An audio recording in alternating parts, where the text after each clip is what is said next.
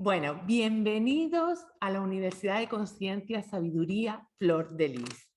También quiero dar las gracias al canal de Nueva Humanidad TV por expandir esta sabiduría y este conocimiento.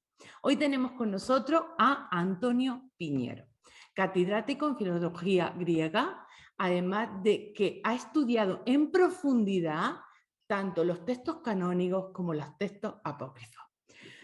Buenas noches, Antonio, ¿qué tal está? Buenas noches. Te confieso que cansadito. Cansadito, porque de verdad ya el remate desde el 15 de octubre, vamos, no he tenido ni un segundo libre. Estoy un poquito abrumado. ¿Eh? Bueno, Que fue cuando apareció el libro este, el gordito del que luego hablaremos, el libro gordo, pero no de Petete, no es de Petete, es otro, pero no deja de ser gordo. Y entonces si me preguntas sinceramente te diré, pues estoy cansado. bueno, es que ha sido un trabajo, bueno, yo aquí tengo el libro, ¿vale? De Antonio, junto con otros compañeros catedráticos que lo han hecho posible.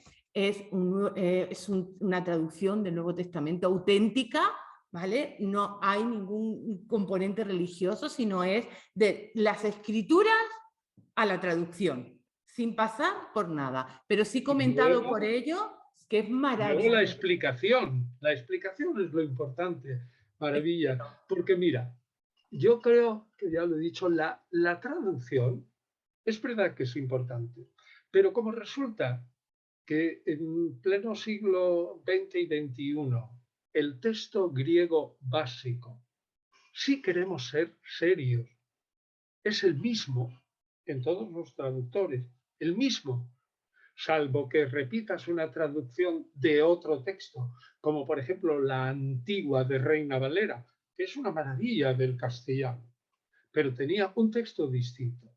El texto griego de ahora está hecho por unos profesionales a los que no se les puede prácticamente levantar la voz.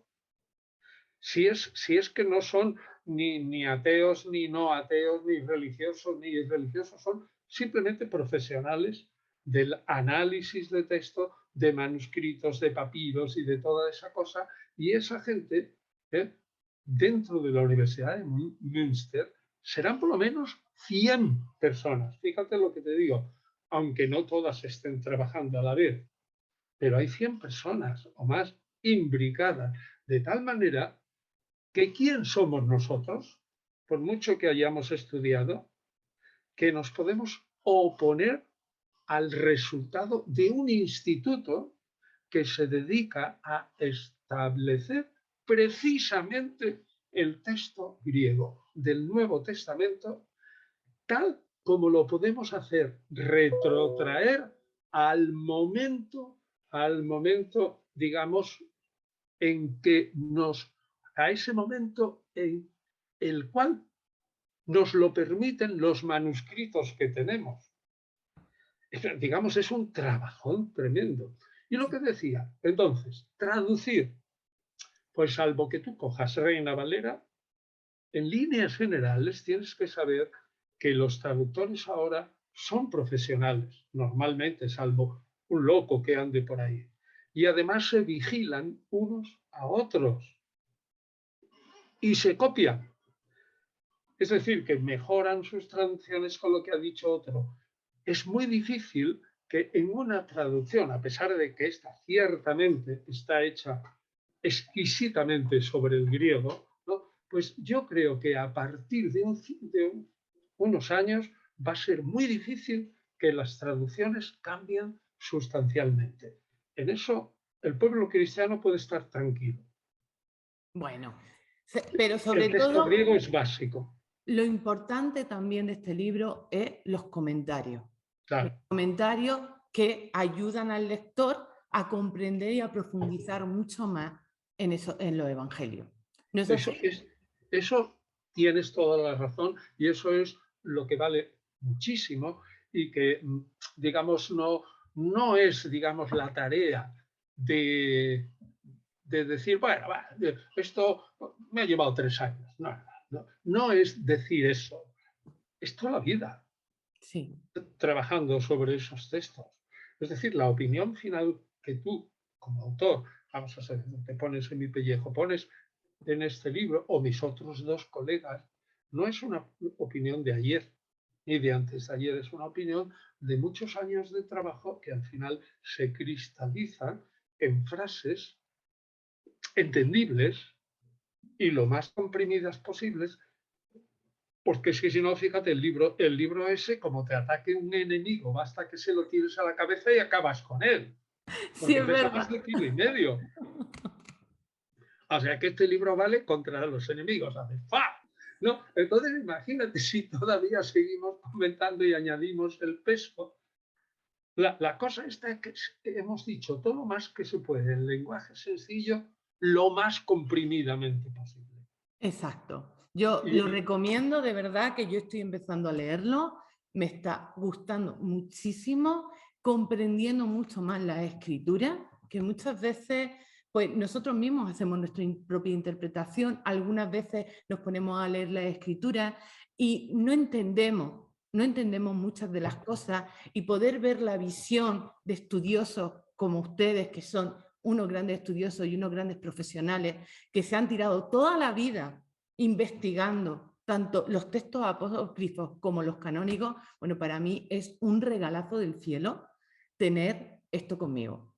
Así es que bueno, yo muchísimas te lo gracias. agradezco mucho porque eso es apreciar algo que tú sabes que es más como una misión, como un servicio y que de ninguna manera, lo estábamos hablando entre nosotros, tiene el menor sentido económico. No, Ninguno, ninguno, simplemente es como quien dice para cubrir los gastos del editorial, del transporte, porque esto mueve a muchas personas para que llegue el libro a la gente. Entonces es cubrir esos gastos que son muy notables. De sí, verdad que no creo que sale prácticamente nadie ganando aquí. de hecho, yo lo que siento, lo que yo siento, es que esto es el legado del servicio de toda una vida. Sí, Y yo, de verdad, que se siente simplemente al cogerlo y empezar a leerlo. Se siente el amor que le habéis puesto y se siente la experiencia, con lo cual para mí es el servicio de una vida entera,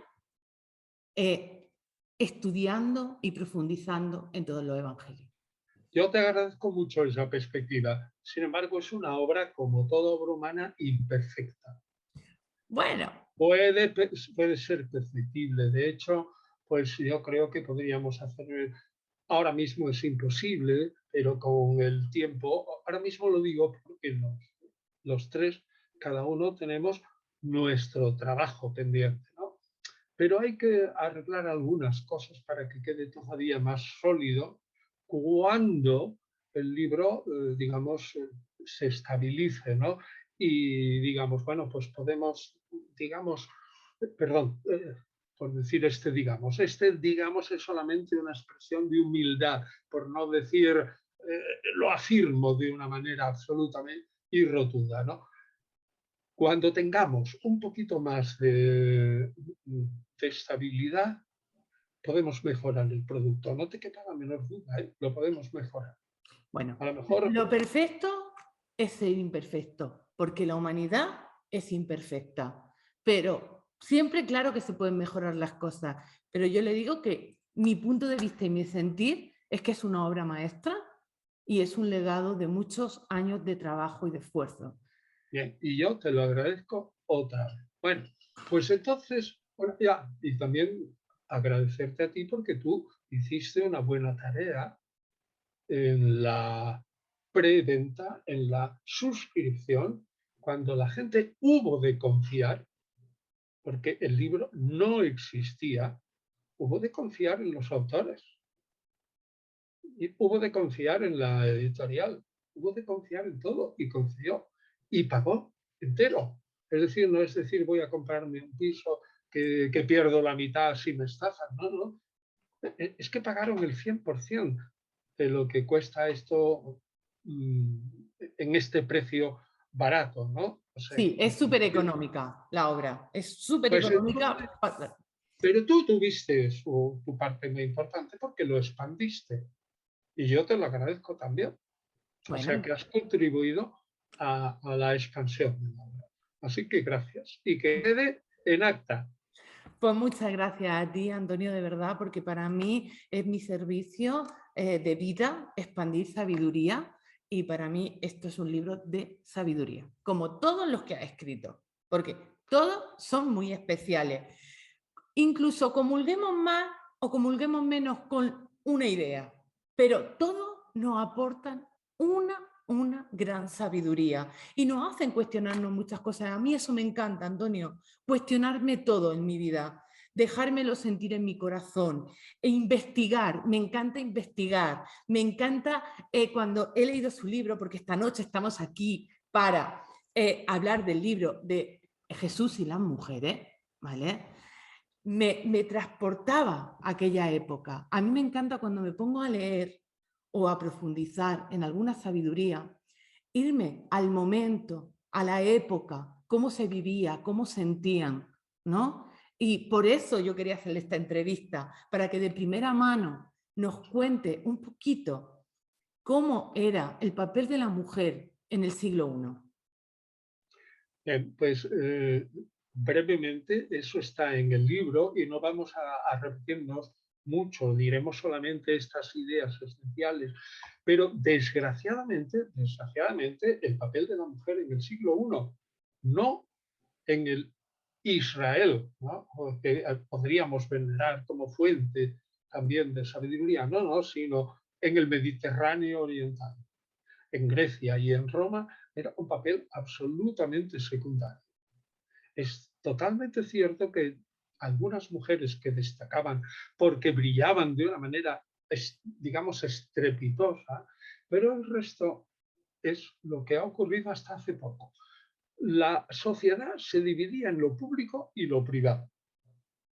La parte privada, que es el reino del ámbito doméstico, de los niños y todo eso, tenía una dueña y señora que se notaba perfectamente en la gente rica, ¿no? Porque esa dueña y señora mandaba sobre otras mujeres y sobre criados masculinos, sin duda alguna, dentro del ámbito de la casa. Pero en el momento en que una empresa salía de ese ámbito familiar, por ejemplo, en el cristianismo primitivo, al principio, y con esto unimos, el papel secundario de las mujeres en toda la época, en el cristianismo primitivo, se ve, sin embargo, realzado positivamente, porque el cristianismo primitivo, en líneas generales, sobre todo las comunidades que más conocemos, que son las paulinas, son domésticas. Es decir, al principio, la palabra iglesia no significa lo que hoy significa, es decir, un local más o menos bonito. Iglesia es una reunión y una asamblea que en griego, y se nos ha transmitido, es curiosamente, nada tenemos de arameo, nada tenemos de hebreo. Nosotros, tan amantes de la cábala y todo eso, en el cristianismo primitivo no tienes nada, Es verdad, absolutamente nada. es verdad. Y no puedes decir que haya ninguna historia del cristianismo primitivo en los manuscritos del Mar Muerto, porque no la hay. Sencillamente por motivos de fechas incluso. Es decir, porque cuando los romanos acaban con el asentamiento, no existía ningún cristianismo en torno al año 66 o 64, por ahí, vamos. Existía solo un pequeño grupo. Pues entonces, vayamos a la idea. La mujer tiene un papel importantísimo. La iglesia en griego, porque no tenemos arameo para nada en el Nuevo Testamento ni en nada, la iglesia en griego significa el lugar donde están los elegidos. Qué ¿Qué bonito. cosa más bonita? No lo sabía, me Sí, encanta. ec lego da legía, eclesia, es el sitio en donde se reúnen en la antigüedad aquellos que son los elegidos, que no son esclavos, ni metecos extranjeros, ni libertos, sino aquellos en la fundación, digamos, de la democracia en Grecia a partir del siglo V antes de Cristo, pues ahí se reúnen al principio nada más que los hombres libres que tienen dinero para pagarse, son elegidos por la fortuna para pagarse unas armas, un caballo y una casa. Entonces esa idea de la Asamblea Popular, en donde no iba todo el mundo, sino solamente, no era la democracia como cree la gente, no, iban solamente los ciudadanos, que eran unos cuantos. La inmensa mayoría de los extranjeros y de los negociantes y de los esclavos y de los niños y de las mujeres no iban. Sin embargo, en una iglesia cristiana, los elegidos son hombres y mujeres. Y como al principio el ámbito es tan pequeñito y es doméstico, ¿quién es el que manda en los elegidos? Pues una mujer. Evidentemente, porque estamos en el ámbito doméstico. Exacto. Y eso es lo que refleja el cristianismo primitivo. Ahora, si tú me preguntas el papel de la mujer en general, como tú lo has leído, lamentable, ¿por qué? Porque no pintaba nada. Exacto, exacto. Porque no pintaba nada, era totalmente secundaria. Hay que decir alguna cosa, sin embargo, yo también lo indico, en Israel había una zona de Galilea, Ujú. al norte, que le llamaban Galilea de los Gentiles, que quieras o no, los judíos más fanáticos tenían que abrirse al mundo, o si no se moría. Es decir, sus clientes, por ejemplo, de Jesús, carpintero, constructor de casas, pero en la parte de la madera especialmente, pues era un hombre cuyos clientes no eran judíos.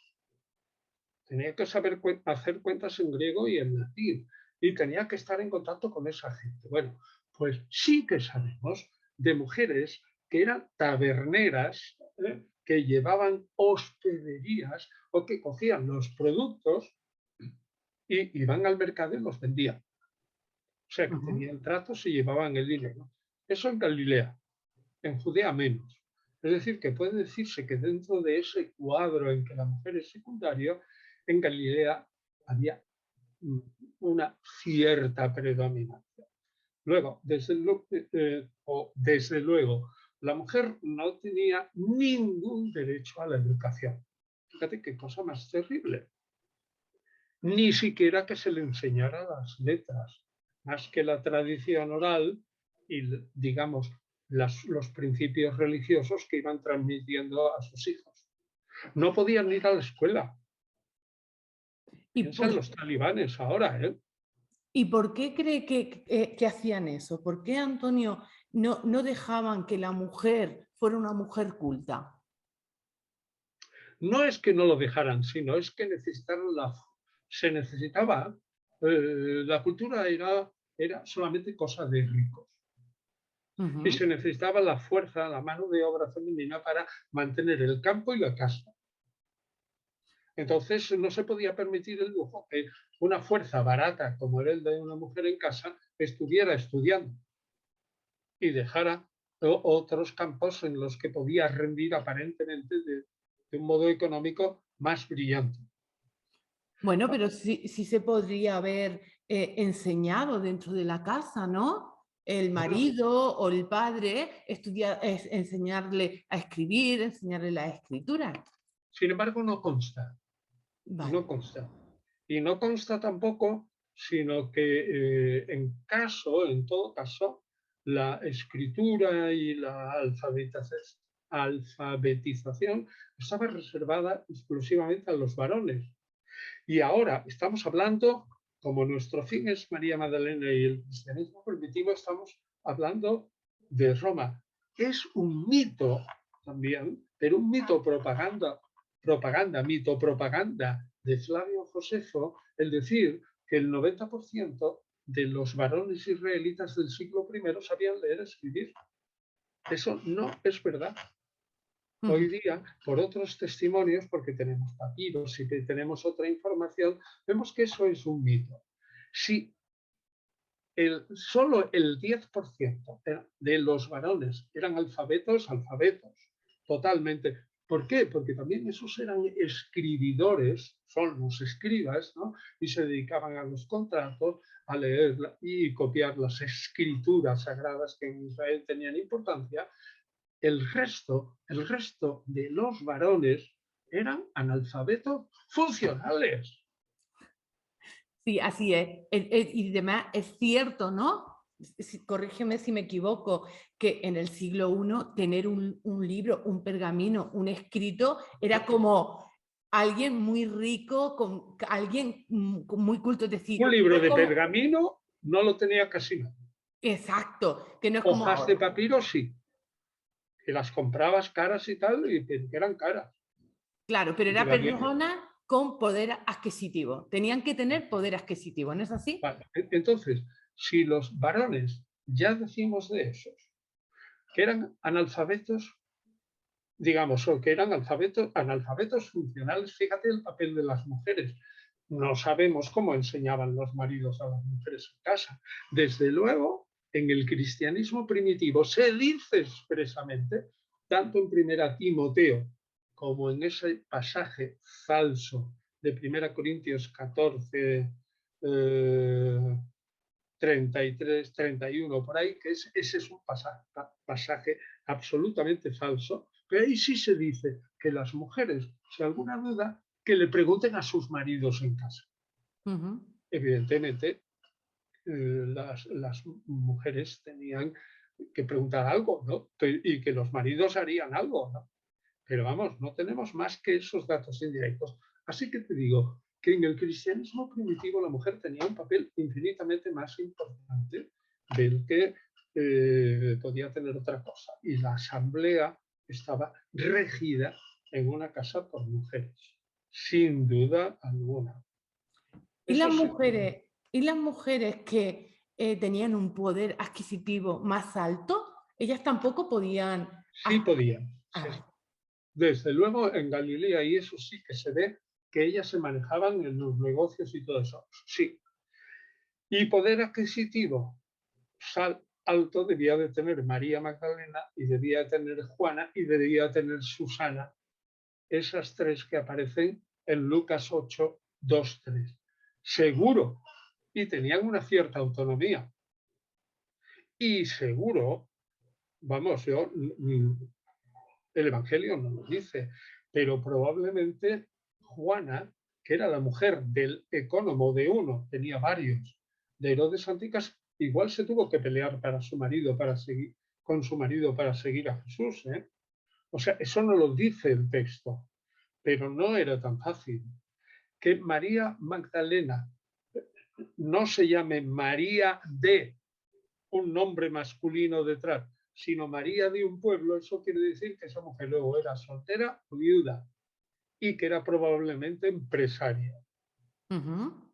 O sea que ahí había algo de dinero y ciertamente esas mujeres con sus dineros ayudaban a esa reata de pobres, pero de pobres de solemnidad, que claro, habían dejado todos sus trabajos y si se dedicaban a predicar, tenían que vivir de la misericordia pública, salvo esas mujeres que acompañaban a Jesús. Que hay allí afecto personal de las mujeres, porque como dicen algunos, Jesús para ser atractivo retóricamente no podía ser feo, sino que tenía que tener un aspecto bueno y hablar muy bien y ser alto y guapo y todo eso. Eso son suposiciones, muy plausibles, pero son suposiciones.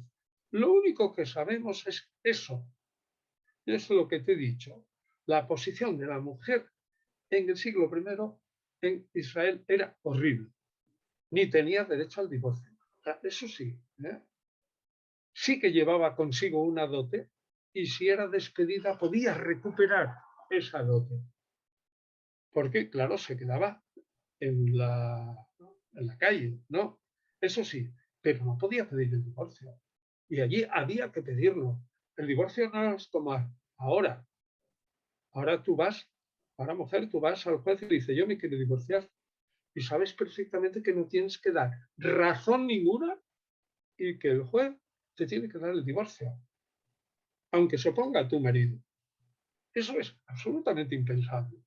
En todo caso, las mujeres ricas de Roma sí lo podían hacer legalmente, pero en Israel no.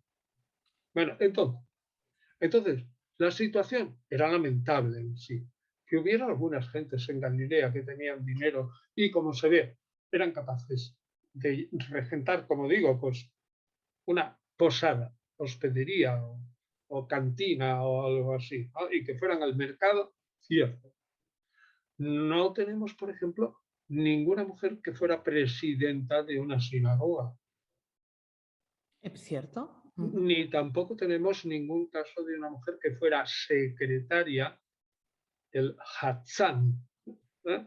De la sinagoga, que fuera el secretario, el escribano, en fin, bueno, todo lo que se podía hacer de la secretaría, incluso el limpiador y todo eso de la sinagoga, no. Pero por otra parte, ese eh, judeocristianismo de Pablo anterior al que nos pinta, es anterior cronológicamente, pero posterior al que nos pintan los evangelios en la vida de Jesús, ciertamente las mujeres tenían un papel indudable. No hay que ver nada más que las mujeres, tanto en Filipenses como en Romanos, están, digamos, desempeñando papeles de jefas que ayudan a la comunidad en la administración económica y no sabemos si en algo más, probablemente más, que eran al menos diaconisas, que eran evangelistas y por lo tanto eran maestras. Bueno, Desde luego, en Pablo es ujú. claro que las mujeres pueden enseñar y profetizar Y y esto hablar es, en lengua. y esto es debido a la influencia de Jesús, Pues no lo creo. ¿no? O yo no puedo probarlo, Ah, porque vale. lo que yo estoy probando, lo que yo estoy hablando de las comunidades paulinas no son las comunidades de Jesús. Estoy mezclando un poco, como me has Ujú. dicho, en el siglo primero, ¿no? Sí. Tanto la situación con Jesús como la situación en las comunidades posteriores. Yo creo que la situación de Jesús está descrita maravillosamente por Luke Pacas en pocas palabras. Vamos a ver, Jesús era un individuo que se estaba jugando la vida después de que Herodes Antipas había matado a su maestro. Entonces, su predicación suponía el salir de su casa, esa esperanza que él tenía, Jesús, en poder predicar a la mayor parte de los pueblos de Galilea. Y de luego ahí que se expandiera por todo Israel, era un proyecto de fábula. Pero yo pienso que es un proyecto mental. Es decir, en la vida real de Jesús, esa vida pública debió de durar muy poco, porque Herodes Antipas andaba detrás de Jesús. Si es que Jesús es un sucesor y un discípulo de Juan Bautista, y Herodes Antipas se había cargado a Juan Bautista. Es decir, ese hombre se estaba jugando la vida continuamente, aunque no lo pinten los evangelios así. Bueno, pero el trabajo que hizo, Fue, fue cosa de varones. Siento decírtelo. A ver, dime, ¿quién predica el reino de Dios? Varón. sí. ¿Qué son los 12 discípulos que según Marcos 3 ¿eh? se Ujú. envían ya a predicar? Lucas 9 y Mateo 10. Varones. Sí. en ese envío de predicar de 72, que solo lo trae Lucas en el capítulo 10, ¿quiénes eran? Varones. ¿Quiénes son los discípulos? Varones. Es que no hay el nombre de una mujer. Es que cuando Lucas habla de mujeres, emplea el verbo diaconein, de donde viene diácono. El diácono es un servidor y no emplea otra cosa. Se han hecho piruetas intelectuales para decir, este diaconein es seguimiento. Y seguimiento es igual a, fíjate lo que te digo, fíjate la pirueta. Diaconein, servicio, supone seguimiento, porque Jesús estaba en movimiento. Ese seguimiento supone discipulado. Y el discipulado supone intimidad con Jesús, es decir, pertenecer a su grupo íntimo. Ya, pero eso se lo inventan. Así sin más, usted se lo está inventando. Se lo diría yo a cualquiera. Eso así, una prueba estricta, no tenemos. Bueno, pero yo como yo trabajo... Tenemos que hacer maravillas, como tu nombre, con los textos para sacar lo que más. Claro, pero si yo me voy al siglo I y yo quiero expandir un mensaje, siempre abriría el campo a través de los hombres. ¿Por qué? Porque si a las mujeres en aquel momento no las iban a escuchar. Claro, y no llegaban a ellas. Las mujeres podían estar en las masas, pero lo que importaba era la conversión del hombre. Eso se ve tanto en el mundo grecorromano como en el mundo judío. Si tú convences en una familia al varón, el varón arrastra, quiera o no, por la fuerza del patriarcalismo a su mujer. Y si es rico, bueno, a su mujer y sus hijos. Y si es rico, a sus esclavos y esclavas. Por eso, claro, realmente, aunque no lo digan los evangelios, ¿eh? La predicación debía ser en la plaza de los pueblos y luego continuaba en las casas de aquellos que les daban alojamiento allá en los pueblos donde estaban. Entonces se reunía la familia y claro, estaría el padre y la madre y los hijos, y si eran ricos, para hospedar a Jesús y sus discípulos, los esclavos. Pero el que pintaba era el hombre, porque si tú conquistabas al hombre, automáticamente conquistabas a la familia entera. Muy bien. ¿Qué le voy a hacer? No, era así, el siglo I era así. Es cierto, de hecho, lo que yo conozco y luego mis sentires es muy claro que tuvieran que ser hombres los elegidos para expandir el mensaje De precisamente. Jesús, pero no en Pablo. Pablo sí que se sirvió. Es verdad que se sirvió de hombre, pero también se sirvió de mujer.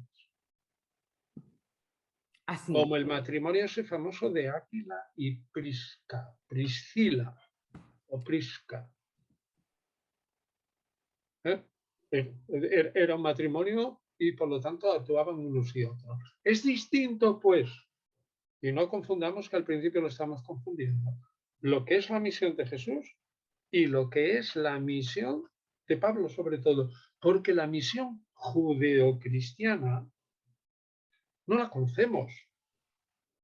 Al principio los judeocristianos que estaban en sinagoga, digamos, o reunidos en grupos en Jerusalén, en Galilea, y suponemos también que en Samaria, al principio no les interesaba hacer mucha propaganda hacia afuera, entre otras razones, porque estaban convencidos, como luego se vio cuando los evangelios se escribieron sobre Jesús y como se sabía por Pablo, ya antes, que el fin del mundo, como ya he dicho tantas veces, vendría dentro de 10 minutos. Sí, dentro de 10 minutos, a la vuelta de la esquina. Tanto es así que estoy convencido de que si yo vendo todas mis propiedades a la baja, evidentemente, sea una serie de señores que se creen unos iluminados y los demás son unos cucos que no creen en ellos y no son tontos, dicen a este tío que está vendiendo su casa o su campo, yo a la baja. Ujú. Pero probablemente si vendían sus propiedades, tendría que ser a la baja. Y ponían el dinero a los pies de los apóstoles, lo hacían porque estaban convencidos de que ese dinero les iba a bastar para los, entre comillas, 10 minutos que faltaban para la segunda venida de Jesús, entre comillas, 10 minutos. Bueno, claro, 10 minutos es como una metáfora, es Es decir, una que va a venir metáfora, pronto. es decir, que era inmediato, lo que sería inmediato. Quiero decir que nadie vende todos sus bienes si no está absolutamente seguro de que le va a llegar para comer él y su grupo y sus hijos hasta el final. Ujú. Bueno, a lo mejor también son que no han entendido bien los mensajes o lo han Que va, transgiversado. no digas eso, No sé. porque esa hipótesis no es posible. ¿Cómo que no han entendido bien su mensaje? Si, si Jesús lo dijo 1000 veces, que la venida es inmediata. Si lo dijo Pablo, que es inmediata. En 1 Tesalonicenses 4, 14, 17. Si lo dice una obra escrita en el 96, 60 años después de la muerte de Jesús, y que es el Apocalipsis, cuando empieza diciendo, he aquí lo que va a ocurrir pronto, de inmediato. Luego da la fecha de unos 2 años y medio. Pero es pronto, de inmediato. Pero esos 2 años y medio, eso es en el año 96. En Hechos 5 y 4 y antes, cuando se nos dice que todos vendían sus casas y ponían el producto a los pies de los apóstoles, vamos, es de sentido común pensar que una madre no vende su casa y su campo si no sabe que va a alimentar a sus hijos, que tiene suficiente hasta el momento final. Porque una madre no está loca, salvo en esos casos que eran unos fanáticos religiosos y estaban convencidos de eso. No es que estuvieran locos, es que creían al pie de la letra el mensaje de Jesús de que no pasará esta generación sin que todo esto se cumpla.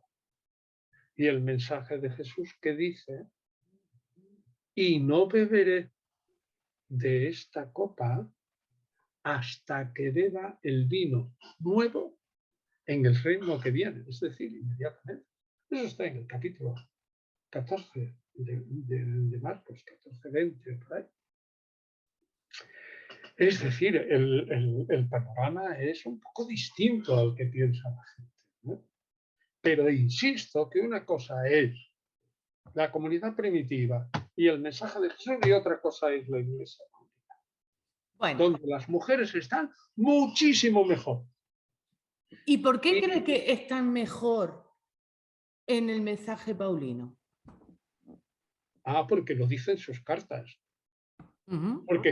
Porque Pablo empleaba a las mujeres para la evangelización y porque Pablo en 1 Corintios dice clarísimamente, y ya antes lo había dicho en Gálatas 3:28, que desde el punto de vista de la redención, del tiempo mesiánico, del tiempo en que nosotros vivimos ahora, decía Pablo, y que dura de aquí a 10 minutos, lo repito 1000 veces, no hay hombre, no hay mujer, no hay esclavo, no hay libre, no hay siervo y no hay dueño, sino que todos somos exactamente iguales en Cristo Jesús.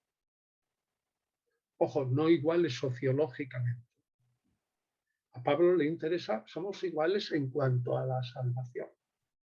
Y eso se repite en 1 Corintios, como te digo, cuando se dice claramente que la mujer tiene derecho a rezar a profetizar y a enseñar. Y se repite más claramente en Romanos y en todo eso cuando se ve como Pablo y en Filipenses utiliza mujeres. Y eso no puede ser, por ejemplo, mis suposiciones, ¿vale? Usted me corrige si me equivoco. Cuando Jesús resucita, a la primera persona que se le presenta es una mujer, es a María Magdalena. Bueno, ¿y cómo lo sabes? A ver. ¿Cómo lo sé? Bueno, Sí. porque lo siento, porque está Ah, también en sí. los evangelios, sí. Los evangelios, ¿estás segura de ese plural? Bueno, o evangelio, vale. ¿Cuál evangelio? No me acuerdo el qué. Ahora Pues el de mismo. Juan, Sí. evidentemente el último, en el capítulo 20. Jesús se aparece, la primera María Magdalena, es cierto. Pero, ¿y qué dice Bueno, Pablo? pero también está Bueno, en Marcos. sí, no, pero no en Marcos 16, 1, 8, sino en Marcos a partir ese es el final añadido de Marcos. En Mateo se aparece Jesús a las mujeres, en Marcos no se aparece María Magdalena, ni se aparece Jesús, a nadie. Lo que se aparece son los dos ángeles, o un ángel. Sin embargo, en Mateo ya se aparece Jesús a las mujeres. Y en Lucas, al primero que se aparece, vamos a ir por ese orden, es o a los discípulos que van caminando a Emaús, capítulo 24, o a los discípulos reunidos, pero antes a Pedro. Lo dice especialmente el capítulo 24 de Lucas. Primero a Pedro, a los discípulos, o bien a los discípulos de Emaús antes que a Pedro y al resto de los 10, o sea, los 10 discípulos privilegiados que quedaban. Solamente, y luego, 1 Corintios 15, cuando Pablo habla de la resurrección. ¿A quién se aparece el primero, según Pablo? A Pedro. Luego los 12. Luego a 500 hermanos. El último a él. No hay ni noticia de María Magdalena. Ni noticia. Y es la primera, ¿eh? 1 Corintios, eso está escrito en torno al 54, entre el 54, 56 o por ahí, antes de los evangelios. Y si hablas de apócrifos muy primitivos, que no hay que hacerle mucho caso, pero sí que hay una línea de tradición, tampoco se aparece a María Magdalena. ¿A quién se aparece el primero? A su hermano Santiago. A su hermano Santiago. O sea, que no me digas que eso yo, porque lo siento, porque lo sé, porque tú te estás hablando de un evangelio, que es el evangelio más tardío de todos, que ciertamente el evangelio de Juan lo he definido en el libro gordo como una enmienda a la totalidad de los 3 evangelios anteriores. Que ahí hay en la comunidad de Samaria, como se ve clarísimamente por el Evangelio de Juan capítulo 4, diálogo de Jesús y la samaritana, que hay en la comunidad de Samaria un importante influjo de mujeres, me parece seguro.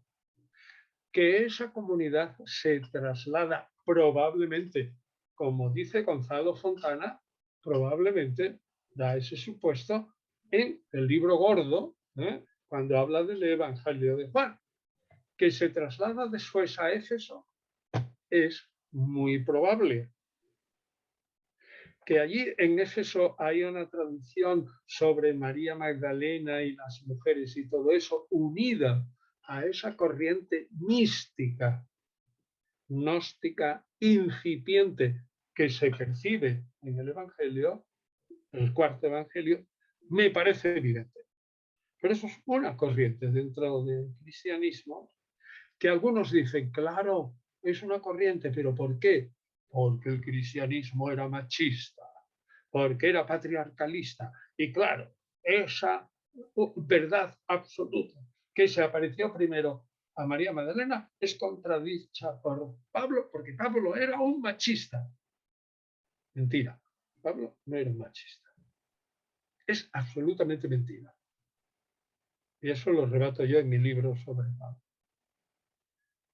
El texto ese que he dicho de 1 Corintios 14, 32, por ahí, eso es un texto en el que dice que las mujeres cállense en la asamblea, si algo tienen que decir que se lo pregunten a sus maridos, eso está metido, es una glosa metido de Rondón en 1 Corintios, no es Paulino. Pablo no era un machista, es que no lo era. Sin embargo, por esa frase y luego por haber dicho la Iglesia que 1 y 2 Timoteo y Tito eran de Pablo, cuando no lo eran, sino de discípulos suyos, se le ha cargado el San Benito a Pablo que la mayoría de las mujeres cristianas odian, entre comillas, a Pablo. Y dicen, ese era un ginófobo, es decir, un expulsador de mujeres, un misógino y todo eso, odiador de mujeres y todo eso y tal, cuando es absolutamente mentira. Y te lo digo a mí que me importa lo mismo 8 que 80 en esto. Y que yo soy un defensor en eso de Pablo porque he estudiado a Pablo y veo que eso es una calumnia que se le ha echado encima a Pablo y que culpable es la Iglesia por haber, bueno, la tradición eclesiástica. Perdón, no la Iglesia, borro, sino toda la tradición eclesiástica que ha dicho que 1, 2 Timoteo y Tito son paulinas, cuando no lo son. Son de sus discípulos y tardíos. Y presentan una iglesia totalmente diferente que sí es misógina. Pero Pablo, ni a tiros. Por eso digo yo, distingue la vida de Jesús, su predicación, sus ideas e Israel del siglo I. Distingue el cristianismo primitivo, Pablo, las iglesias primitivas, las de los elegidos, asambleas domésticas gobernadas por mujeres y mujeres que hacían, digamos, las que reunían, las que mantenían económicamente, digamos, la estructura de esa asamblea y las que mandaban en ella. ¿Hasta qué? Y eso también lo explico. ¿Hasta qué? Pues hasta que el crecimiento exponencial de un 40% por década del cristianismo primitivo llevó a que una iglesia doméstica, por muy grande que fuera la sala del rico de turno, no tuviera cabida para tanta gente. Y de la casa del rico o del medio rico hubo que pasar a alquilar un local fuera. ¿Y qué ocurre cuando tú alquilas un local en el Imperio Romano? Que también lo ignora la gente. ¿Qué ocurre cuando tú alquilas un local para comidas religiosas, para administración de actos religiosos, un local de la buena muerte para que te entierren bien y todas esas cosas y tal, o para predicar?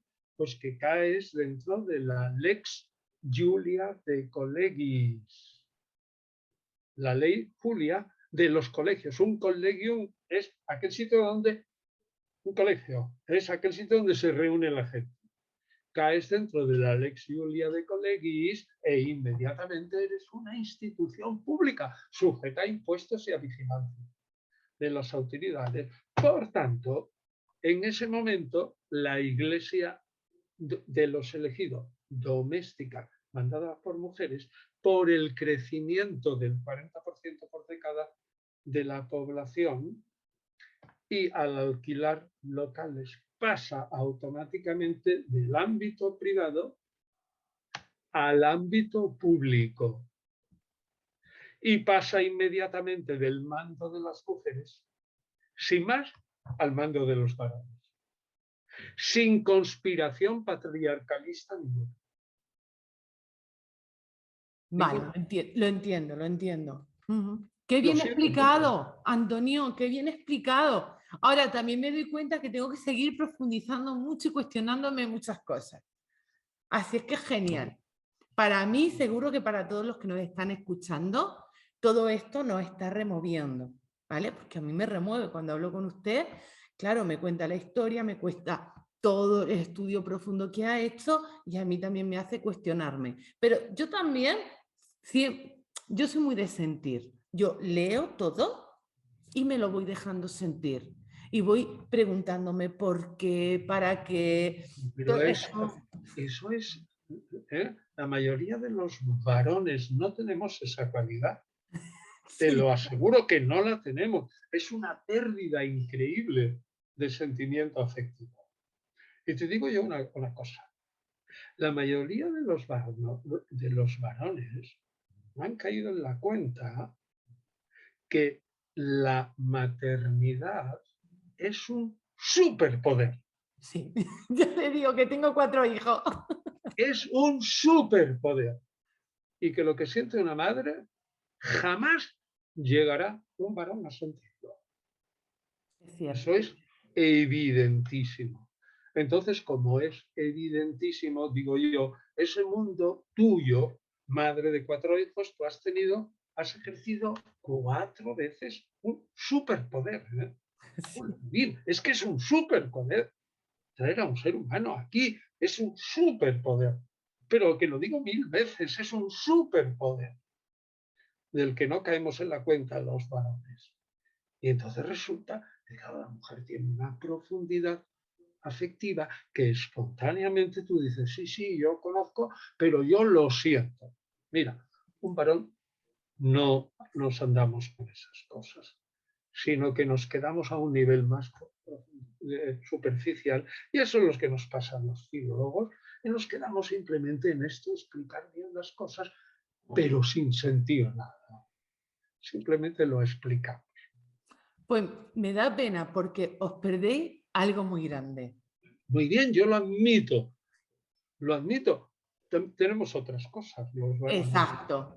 De pero vamos, hecho, realmente yo siento que la humanidad está llena de personas muy diferentes precisamente para que aprendamos la una de la otra.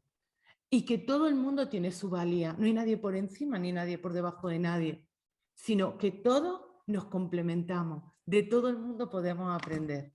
Y a mí, Antonio, de verdad, me encanta aprender contigo. Aunque en algunos puntos pues no tengamos la misma mirada, pero yo sigo aprendiendo con usted. Y aquí está la prueba viviente de que me encantan sus libros, tengo varios, y que los leo, los estudio, me meto en el papel y digo, a ver cómo lo están viendo, bueno, voy ahora a sentirlo, esto sí, esto no, que a lo mejor para ustedes es como, bueno, es una manera diferente, ¿no? De ver la vida. yo veo, sí, las cosas como un poco objetivas y Mm. sin sentimiento. Es decir, intento, quizás sea también mi temperamento, que es como muy ideológico, ¿no? Curiosamente, todos somos raros, ¿no? Porque puedo decir, tampoco puedo decir que sea un frío estrepitoso, porque si fuera un frío estrepitoso, tú a mí me pones, por ejemplo, ¿qué te diría? Vamos, el Gloria de la Misa Solemnis y de solo pensarlo se me saltan las lágrimas. Ahí hay un sentimiento tremendo, pero en otras cosas no tengo sentimientos. Es Bueno, decir, porque puedo ser un iceberg y a la vez tener sentimientos. Somos contradictorios. bueno, pero eso es muy bonito y además solamente con ver su mirada se sabe que tiene mucho amor dentro. Porque Bueno, en la pues, mirada se pero ve tú en qué la... sabes, maravillas, si tú no me Yo conoces. solamente con ver los ojos, además, una de las cosas que a mí me ha llamado mucho la atención de la pandemia es precisamente el vernos con las mascarillas y poder mirarnos a los ojos.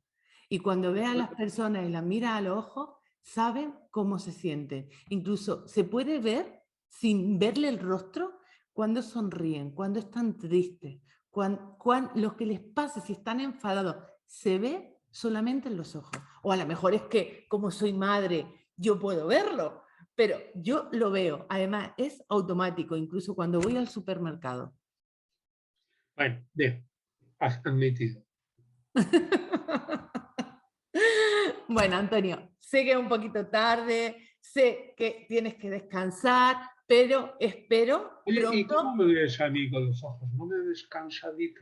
Por eso, es que lo estoy viendo también cansadito. Por eso. Confieso que estoy un poco cansadito. Sé que me gusta explicar las cosas, que me lo paso bien contigo, sin duda alguna, que a través de ti estamos hablando con mucha gente, que está muy bien, que debemos explicar las cosas con extrema claridad y lentitud. ¿Tú no te has dado cuenta que yo hablo despacito cuando estoy explicando las cosas? Sí. Despacio, para que la gente me siga, ¿no? Yo disfruto con eso, o sea que tú no te preocupes, yo en eso estoy contento y nada más. Así que nos quedamos con una idea muy importante, ¿no? Es poco lo que podemos decir de María Magdalena o casi nada Ujú. hasta el momento en que empieza la saga o leyenda de Jesús en la cruz y la resurrección. Ujú. Y ahí tenemos un testimonio que unido uno a Juan 4, la mujer en el pozo de Jacob, y el diálogo de la mujer samaritana, ese diálogo con Jesús, en el que Jesús se revela por primera vez. Y el paso de la fe imperfecta a la fe perfecta de esa mujer, que había tenido 5 maridos, no creía en nada, y de repente se le abren los ojos. Segundo, el episodio de la adúltera está en más manuscritos de Juan que en Lucas. Es un añadido seguro, porque está en diversos sitios, pero pertenece más, digamos, al espíritu de Juan. Tercero, María Magdalena al pie de la cruz. Es una escena simbólica, igual que el de la samaritana. Y ahí, como las bodas de Caná, son símbolos. Y ahí, María Magdalena en la cruz está formando, en mi opinión, parte de la creación de la Iglesia, en el que la madre pasa también de una fe imperfecta a la perfecta. María Magdalena todavía no, todavía no. Capítulo siguiente, aparición de Jesús a María Magdalena. María Magdalena tiene una fe imperfecta, pero fíjate qué papel más importante, ¿no? Ha jugado en todo el Evangelio de Juan, como ya te he dicho, capítulo 4, ¿no? Capítulo 7 al final con la capítulo 4, Samaritana, capítulo 7 al final. Esto adúltera, capítulo 19, 25, María Magdalena en la cruz, capítulo 20, aparición a María Magdalena. Pero fíjate que María Magdalena es el símbolo de la fe imperfecta. En ese capítulo 20, es que la gente no reflexiona. No conoce a Jesús, lo confunde con un hortelano y solo es capaz de conocer a Jesús cuando Él se le revela por la palabra. Y aún así su fe es perfecta porque le sujeta los pies y lo quiere retener para sí misma sin comprender que su puesto está arriba con el Padre y que ese tiempo de estar en la tierra ya pasó. Y después de ahí empieza la fe perfecta. O sea que es el tránsito de la fe imperfecta a la fe perfecta. Y esa es la línea de María Magdalena como discípula de Jesús, después que es una línea solo del Evangelio de Juan y los evangelios gnósticos y que está ausente del resto de la tradición eclesiástica. Pero es muy importante. Es decir, nosotros no podemos decir que no desempeñaron papel. Sí podemos decir que no desempeñó el papel ese que le dicen las gentes durante la vida pública de Jesús, que si su mujer, que si este, que no tendrá. Esos son cuentos, no quiero decir chinos para no molestar a los chinos, pero cuentos y leyendas no se puede sacar. Ciertamente, era una mujer fiel, estaba con otras mujeres de Galilea y los seguía, mientras que los varones huyen. Marcos 15:40. Ella está allí con otras. ¿Qué duda cabe? Ahí hay una línea que esa tampoco se puede rechazar. Y esa línea, antes, porque esa línea es antes y después. Antes porque es la vida de Jesús, después porque está dibujada por Marcos, que escribe cuando ya se ha muerto Pablo. Pero en la vida de Pablo, la mujer tiene una importancia tremenda. Y que se quede esto nuestros amigos hoy. Pablo no era en absoluto ningún enemigo de las mujeres, sino todo lo contrario. Bueno, pues Punto. Se acabó mi discurso. muchas gracias, Antonio. Bueno, pues que cada uno que nos han escuchado se deje sentir, que siga investigando sobre toda esta información, porque a mí me parece algo súper apasionante. Yo sigo profundizando, sigo estudiando y sigo aprendiendo de todo. Antonio, de verdad, 1.000.000 de gracias por compartir su sabiduría con nosotros y ya le dejo descansar. Muchas bendiciones. Bueno, yo tampoco tengo tanta sabiduría. Lo que tengo son muchas peonadas, como dicen, muchas peonadas dadas. Es decir, que he trabajado mucho, nada más. Bueno, pues un placer de verdad, Antonio. Yo te lo he dicho, te lo digo, Bueno, es un honor. Es un honor compartir siempre con usted. Así es que muchas bendiciones y nos vemos en breve. Espero que nos sigamos viendo y que nos siga compartiendo mucha información. ya nos veremos, no te quepa la menor duda. Yo te estoy muy agradecido por la labor de promoción del libro gordo, de los libros del Nuevo Testamento, y sabes que te estoy muy agradecido. Lo sé. Nada, un beso y saludos a todos, y en ti pues saludo a un montón de gente, ¿no? Sí, va a haber un montón de gente que nos vea y que comparta toda esta sabiduría. Así que muchas bendiciones. Gracias. Vale, gracias igual.